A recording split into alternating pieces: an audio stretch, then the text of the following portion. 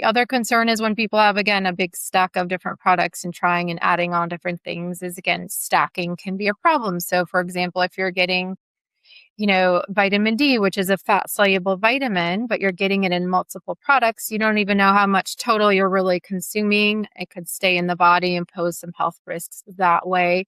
So again, when we start stacking on multiple products, there could be overlap with ingredients. And then lastly, again, if you're not choosing a high quality standard product, again, we might be exposing ourselves to additional contaminants, heavy metals, or harmful substances that we don't even realize. Welcome to Beyond the Scale, where real health gets deeper than just the numbers. I'm Dr. Darren Dubyak. I'm Alexandra Dubyak, and we are not only partners in life, but also passionate partners in integrative care. Blending faith, family, functional wellness, and a little life with our dogs. Because true healing happens beyond the scale. Hello, everyone. How are you? Welcome to Beyond the Scale. Today, I have a very, very awesome guest and someone I'm very excited to have, Miss Kristi Belohlavek. So, Kristi, thanks for joining me. You're welcome. Thanks for having me. Absolutely. So, I want to give you guys a little background on Kristi.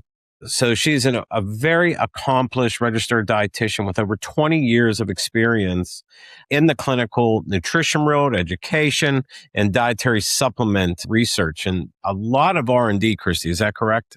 Yes.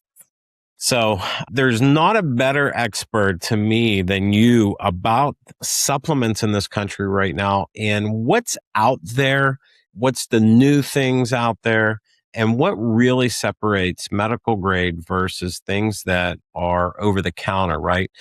One of the reasons I love having Kristi on the show, and not only just having her on the show, but being friends with her for years, is that she has such a passion about empowering individuals to achieve optimal health.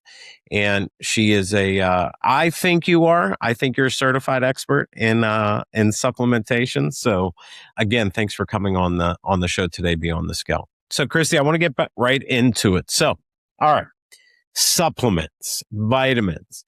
There's a lot to talk about because you have some of these studies coming out. They'll be on mainstream news. Oh, this supplement that people have been taking, it really doesn't work. We've shown. And I'm like, I don't know about that. And then there's other supplements. They're the next greatest thing, right? And we'll talk about some of those things. But the number one thing of why I had you on this show is because I really want you to explain to the public what is the difference between having supplements that are quote unquote medical grade? Things like myself, I'm a practitioner, I have a medical license where I'm able to give people supplements versus people going to big box stores or buying them online. So Kristi, take it away. The number one question right off the bat, what's the difference, please? Yeah, well, I am definitely one to be able to answer that, being that I worked at a professional supplement company for 15 years. I have all the inside scoop, so I'm not just saying this or hearing it. I know firsthand what happens on the inside, and I can affirm and say that not all supplements are created equal. So the top thing that comes to my mind when I think of professional or medical grade supplements is the high quality control standards that are in place. So these companies, again, are going and doing more rigorous testing. So they go kind of above and beyond the basics or general requirements. They're checking for identity. Do I actually have what's in the bottle? Checking for purity. Is there heavy metals? Is there any contaminations and even pesticides for some ingredients? So it goes above and beyond the basics that you might find in some low cost over the counter products. There's a little bit more, and we're going to get into more detail, but there's even just like better forms of ingredients that are going to absorb better into the body and be utilized better than other ingredients. And then again, even just full disclosure, like, are there allergens in this product? Are we disclosing that it's allergen free? Is there milk in this, for example? Non-GMO verification is a thing. Now people want to know if there's genetically modified ingredients, and are we actually testing and checking for that? Are there clean, natural ingredients in my product? And then lastly, the most important thing is this product going to work? Is it efficacious? So these professional grade products are usually backed by science. We look at clinical dosing, we look at the research. Are we putting the right amounts of ingredients in the product to be sure it's efficacious? So those are some of the top, reasons why, So, again, are so, different. so let me ask you a question, Chrissy. So again, even medical grade supplements, no supplements in the United States are approved or warranted by the FDA. Is that correct? And all your supplement bottles have that nomenclature on the bottom, correct? Correct. I mean, it's true. Supplements aren't FDA approved. I will say, though, that supplement companies are FDA regulated in terms of the manufacturing. So, again, if you hear about GMP certified supplements, that's good manufacturing practices. That is a requirement FDA does put out for manufacturing companies to abide by and follow. And FDA can drop into a manufacturing facility at any time and do audits. But again, they aren't testing every product. They're not checking if every product has what's in the bottle. They're just looking at more of the manufacturing standards. Gotcha. So, and that's what I want to explain to people. So, Yeah. even our supplements, I'll grab one of ours, right? And it will always say, not. Let me pull this up here because it's on more or less on every single label that people talk about. Again, not regulated, controlled, yada yada yada by the FDA. And people say, well, is that every supplement? And that answer is yes. But I love what you just said with these medical grade companies, products that we get something from our GI Ultra product from. Do those companies themselves take upon them to do all the testing, Kristi? Yes, so it is up to the individual companies to do the right kinds of testing. Again, you can get by with very basic testing, or you can go, like I said earlier, like above and beyond and actually test for certain what we call analytes, but it's basically testing to see, is there really the right amount of vitamin D in here, or is there actually this herbal ingredient in here, and checking identity of the actual ingredient that's being sourced. So again, professional grade supplements are going above and beyond and doing more rigorous testing. Some of the things that I see, especially from our supplements, right? So let's use vitamin C for an example, right? Because people will come into that, well, I'm on vitamin C already. And well, I'm on 1,000 milligrams, right? And let's say my product's 1,000 milligrams. But tell people what they really should be looking at with that vitamin C, right? What type? What's it broken down to? And a lot of times that happens with our magnesium and calcium products. You know that, right? Is it calcium citrate? Is it malate? Is it carbonate? Like, what is it? I mean, are some of these things over the counter cheaper forms? And explain that to me, please. Yeah, a lot of times the price reflects the quality and type of ingredient being used. So, for example, to answer your question on vitamin C, yes, there's straight basic ascorbic acid that you can take, but at 1,000 milligrams, you might have a lot of GI side effects from that. But there's better forms out there called, ascorbates and different types of, again, vitamin C's that will buffer the stomach and not cause stomach upset or GI side effects. And a lot of times, again, professional companies go above and beyond and source some of those to have better effects on the body. There's lots of other examples. Magnesium is a nice one. Magnesium glycinate, again, a more preferred form for absorption versus like a magnesium oxide that may not really absorb fully, and you may not be getting the full effects from your supplement. As a registered dietitian, what do you think one of the biggest health risks that you see people just going online and just buying things because they read about them? I mean, do you think it's safe for these people to do those things? I mean, I have some patients, Kristi, and you know this being in practice for years too. People will come in and they'll literally have a menu of supplements they take every day. I mean, some of these things, 15 to 20 some products they take it individually daily, but they read that it was good for them or they heard someone talk about it, so they go buy it, right? Do you think that's another big risk for people taking supplements? that are unregulated, I should say. It can be. Yeah, it can certainly be a risk, especially for patients that are already on medications. We know that, again, supplements, there are medication interactions that, again, someone may not be aware of. So if they're taking certain supplements, maybe their medications aren't even working properly because there's some interactions or interference with how the medication's being processed. For example, like if you're taking 5-HTP, it can interfere with like an antidepressant, for example. But there's other concerns outside of medications, again, the correct dosing. Maybe you're taking too high of a dose, or maybe you're not taking enough. It's not even working and you're basically wasting your money because you're just not even getting to see efficacious results.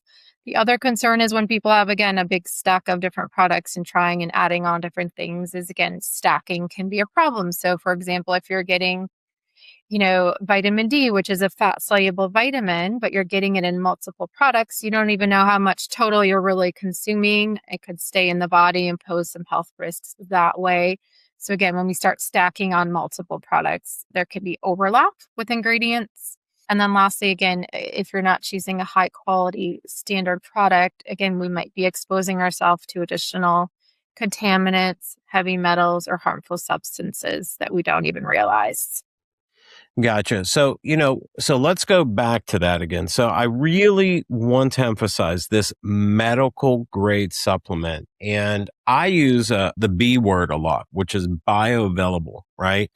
And I use that as almost like an analogy talking about different types of steaks, or meats. There's choice, there's prime, and everything is, different or broken down differently. And I try to explain to patients that's more or less how supplements are. But I really, really want to drive home the fact of what a medical grade supplement is, why they're also probably more expensive at a doctor's office, right? So I'll let you take the reins on that one. So bioavailable is just another term to say it's just how your body is utilizing that ingredient. Is it really using it to its advantage or not? And so there are different types of ingredients that we call more bioavailable. They enhance better. They get into the system better than other forms. And yes, those forms are generally more expensive. So it might, again, play into the cost of a medical grade supplement. But we know by testing and research, these ingredients they're getting into the bloodstream. We can see them in the blood. We can see them in the tissues, and we know that that's a better form. So a great example might be curcumin.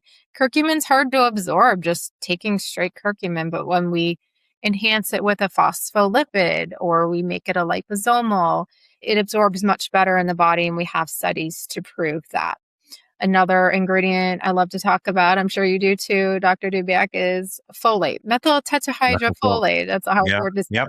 Yep. Methylfolate is an easier way to say that. But again, some people have a genetic mutation. They can't properly turn folic acid into folate and use it in the body. So again, when we go straight to the better, more bioavailable form of methylfolate, our bodies can utilize it right away and not have any concerns. So again, a lot of these professional grade supplements, companies, I should say, are using those better forms to ensure that people are utilizing their supplements. No, I agree. And you're right, because so that MTHFR gene became a very sexy word, right? The past how many years? And I don't think people realize, just first off, not knowing what the word methylation means, right? And why methylated B12 or cyanocobalamin versus methylcobalamin means so much. And just like you said with folic acid, and are women trying to become pregnant and women who are pregnant and they're prenatals. I mean, again, tell people a little bit why it's so important that folate needs to be methylated when you're pregnant.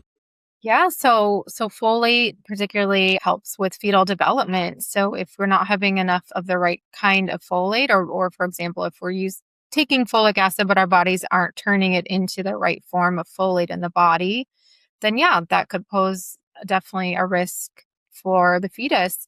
So number one, if we can find out if we have the genetic SNP and do some genetic testing, that's the best, of course. But without even having to go to that length, just going straight and using a supplement that has methylfolate in it already is just a nice insured way to know that we're utilizing the folate. I love it. Kristi, so I want to take a 10,000 foot view, but I want to get a little closer on a couple products because I think they need some attention. And the number one product I think that needs attention is fish oil, right? There is confusion on should I take a product that has higher EPA than DHA? How many grams should I take a day? If I'm on a blood thinner, should I even take it? And again, I know we are not diagnosing or giving anyone treatment advice in this podcast, but I would just like to pick your brain and to hear your thoughts on even just harvesting. I mean, I now know that there are companies, medical grade companies, who have fishing boats, right? Who are fishing at night just because of how sunlight may alter the oil itself when it's harvested. So again, if you could elaborate a little bit, that would be helpful. Yeah, so fish oil is one of those things. Again, we know that certain kinds of fish have more, heavy metal levels in them. So number one, we want to be sourcing the right fish oil from the right parts of the ocean that have low contamination, but also the right types of sources. So like, small fish, anchovies, sardines, mackerel, those types of things, again, are better sources. So that's number one. But number two, are they sustainable fishing methods and how, like you said, how they produce the oils, low oxidation, all of that makes sense. So when you're going with, again, a professional grade supplement, we know that we're sourcing from these high quality, reputable fish oil manufacturers, and we trust their quality based on the testing to show low levels of oxidation and low levels of mercury and other heavy metals. So again, it's just another way to ensure you're having a low contaminated, high quality fish oil supplement. Gotcha. And thank you for that. The other item, again, another one of the hottest supplements, as we know, is vitamin D, right? Should I take vitamin D3? Do I need it with K? What is your perfect scenario for a vitamin D supplement? Oh, yeah, that's a good question. I think, again, I'm not here to prescribe, but in general, like we all need a pretty decent amount of vitamin D on a daily maintenance dose, probably a couple of thousand IUs, just based on, again, where we live and how much sun exposure we have. But vitamin D is hard to absorb. It is considered fat soluble, so you need some healthy fat in there to help it absorb. Again, you can buy supplements and products that might have some in there to help absorption, or just to be sure you're taking it with the right kinds of foods for absorption. But, again, it depends on the amount that you're taking. If you're taking a high dose, maybe 5,000, 10,000 IUs a day, you might probably will benefit from taking vitamin K with it, because vitamin K will just help ensure the vitamin D gets into the bone and is utilized properly. But if you're taking a low maintenance dose, it doesn't necessarily require vitamin K. So again, this is where professional guidance would come in and really help you make the best decision on which vitamin D to take or how much to take. Right. And I like how you said we're not on here to prescribe or diagnose anybody, but patients of Body by Aim, and Kristi knows this, every single patient, we check your vitamin D once every 4 to 6 months. So again, I think it's a danger, Kristi, because so many people are out there just buying these things online, like you said, and well, vitamin D is good for me. I live in the Northeast during the winter, so I should take a double the dose so I don't get sick. And I don't think people realize the harm that they could put themselves in without getting tested. Agreed?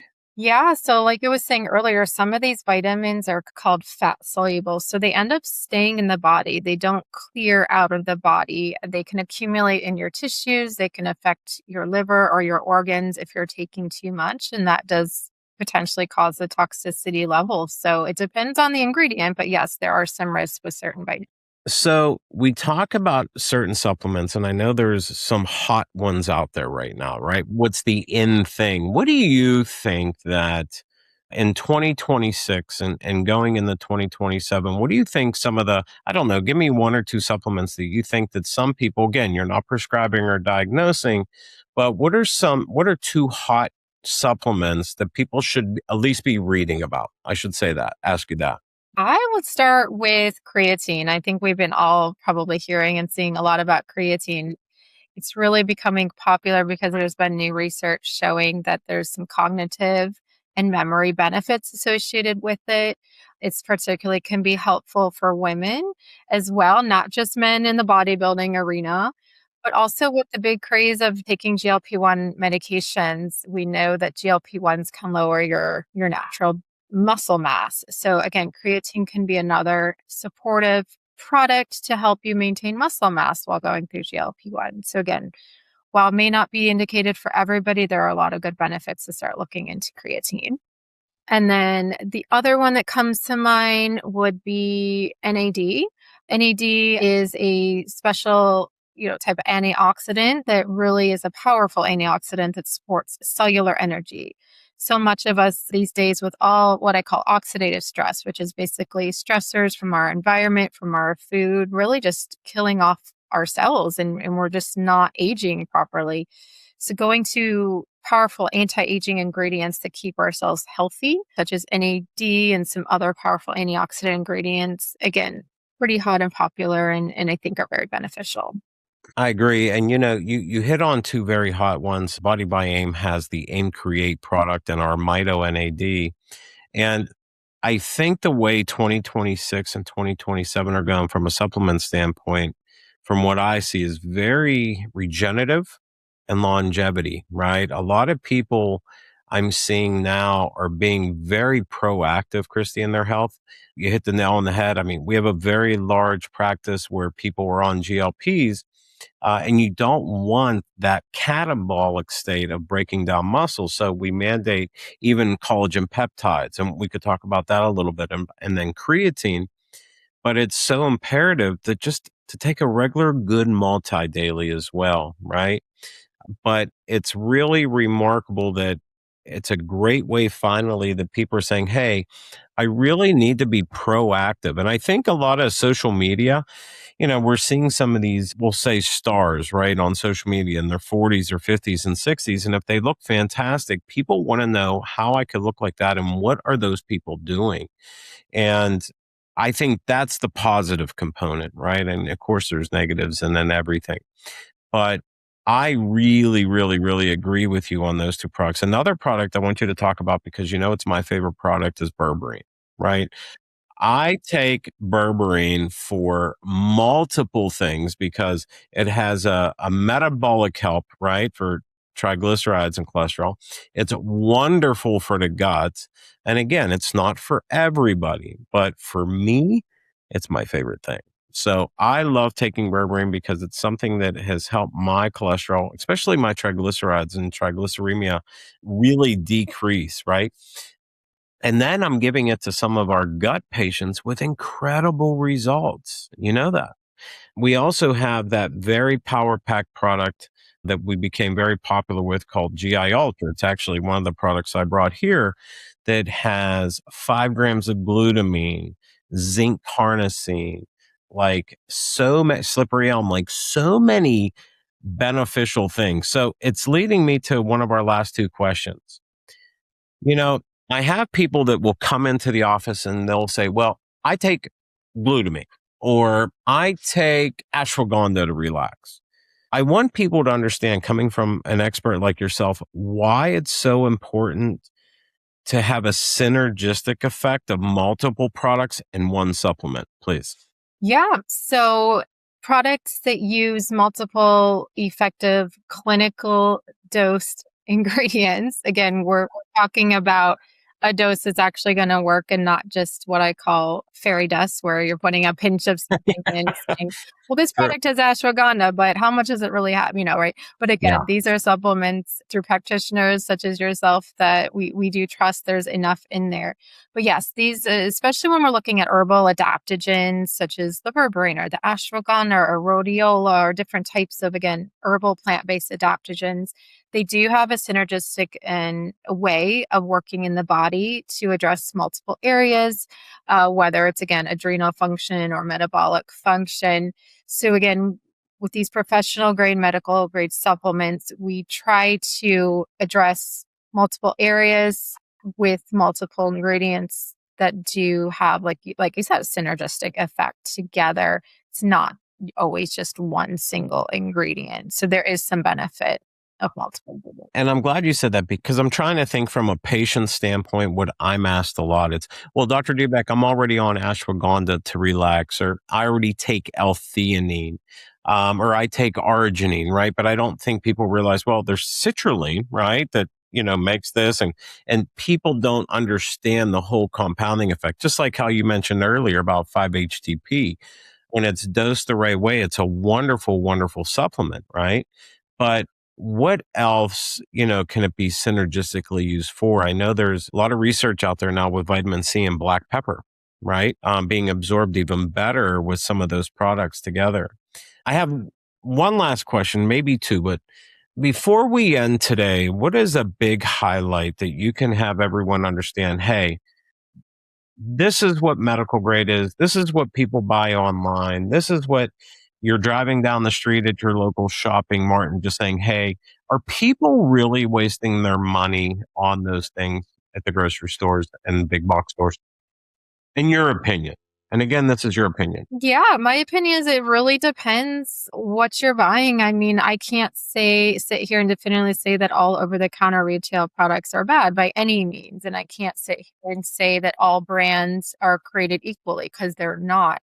I would really advise you as a consumer to do your research, research the quality and testing standards of the brands that you're purchasing. Maybe look on their website. If it's not listed on the bottle, for example, some bottles over the counter might have like a USP verification of testing, third-party testing, or they might have an NSF logo, meaning they were tested third party. If they don't, go and research, find out like what you're buying. Maybe ask the company for a certificate of analysis to see what they're testing. So you're not wasting your money and just taking a bunch of stuff you don't know if you really need it. Are these really working? Is this what your body needs? It's better to get professional guidance, do testing as much as possible. Again, testing blood work, testing for vitamin deficiencies, testing your genes, testing your gut microbiome. Like, what do you really need? And finding a personal regimen that is specific to you.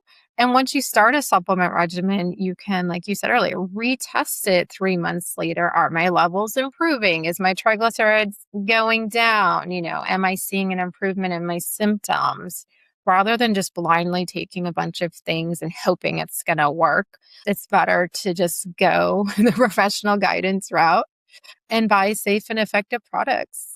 No, I agree. And to end it, I think you said it perfectly. It's be cautious on what you're buying, right? Do you even need it? Because as you guys will always hear me say, body by aim, testing. I'm the biggest data nerd anymore, from gene testing to nutrient absorption, like Kristi was saying, in blood work, because it's wasting money. I think that we do because, I think I should take that because X, Y, and Z takes it, right? Make it custom to you, make it work. But at the end of the day, make sure you're buying something healthy, safe, and right for you. So I thank you, Kristi. You're welcome. So much. So guys, again, I hope everyone got a lot of great information today. If you have any questions, please don't hesitate to reach out to us. Thank you again, Kristi. Again, over 20 years in the supplement world, and not only the knowledge that this young lady has, but the thousands of patients that she has seen, but also the research and the development of certain products. She is a huge pillar in our industry, and I can't thank you enough for having you on the show. So you're welcome. Again, thank you so much, and we'll talk to you guys soon. Okay, take care. Thanks for spending time with us on Beyond the Scale. If today's episode helped you see your health differently, like the show, share it, and we'll see you next time on Beyond the Scale.